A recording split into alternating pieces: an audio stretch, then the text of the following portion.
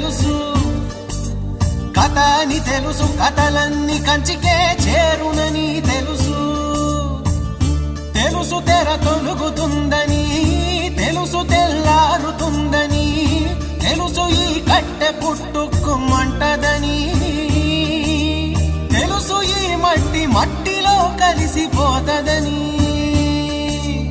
ఇన్ని తెలిసి ఇరకాటంలో పడిపోతావు ఎందుకని? మాయా